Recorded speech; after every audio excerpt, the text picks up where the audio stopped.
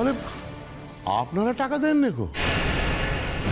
ও তো চাকরিও করেনি, তাহলে এত টাকা পেলো কোথায় মেয়েটা? কিরে মা? আচ্ছা বল দিনি মা, তুই তুই গয়নাপাতি বিক্রি করিস নি তো, নাকি নাকি বাঁধা রেখেছিস? না না না না, এই তো ভারী অন্যায় কথা মা, খুব অন্যায় কাজ করেছো মা তুমি। খুব দেখো মা, এখন তোমার মাকে আমাকে এখন তো কথা শুনতে হচ্ছে না।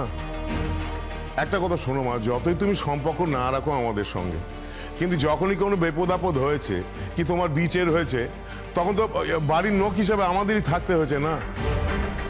হ্যাঁ মা, যদিও গয়না বাঁধা দিয়ে থাকো, কোন দোকানে বাঁধা দিয়েছো সে কথা একবার বলো দিনি মা। এই তোমার মা টাকা এনেছে, এই টাকা দিয়ে সে গয়না ছাড়িয়ে নেবো বাবা।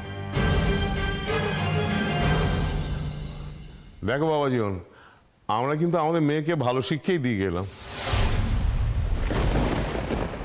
মা আমি তো বলছি তোমাকে, আমি তোমাকে কোনো টাকা পাঠাইনি।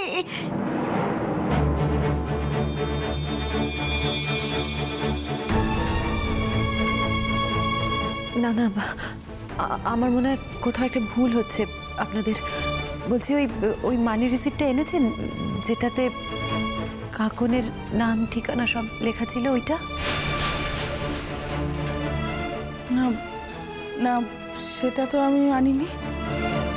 তবে হ্যাঁ, আমি তো আমার মেয়ের হাতের লেখা চিনি। কাকন, যদি কোথাও ভুল হয়ে থাকে তাহলে সত্যি কথা বল মা।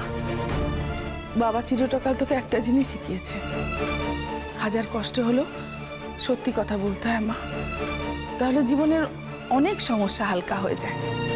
সত্যি কথা বল, তুই তো তোর মাকে টাকাটা দিয়েছিস, 5,000 টাকা মাত্র।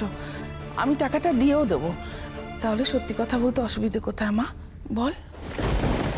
তুমি ব্যাখ্যা দাও কঙ্কাবতী। তুমি তো বলেছিলে আমায় যে প্রমাণ করার দায়িত্ব তোমার, আর তোমার কথা মতোই তো তোমার মাকে আমরা এখানে ডেকে পাঠিয়েছি, তাই নয় কি? হ্যাঁ আমি তো বলেছিলাম, কিন্তু এরকম হবে মানে আমি তো স্বপ্নেও ভাবতে পারিনি যে কেউ মার কাছে এই টাকাটা পাঠাবে। এই তোমার কি মনে হয় গো? হ্যাঁ, তোমার নাম করে টাকাটা অন্য কেউ পাঠিয়েছে নাকি? কারও তো টাকার জোর আছে যে শুধু শুধু তোমার মাকে 5,000 টাকা পাঠাতে যাবে? কে পাঠাবে বলো? সেখানে তো ওর নাম লেখা ছিল।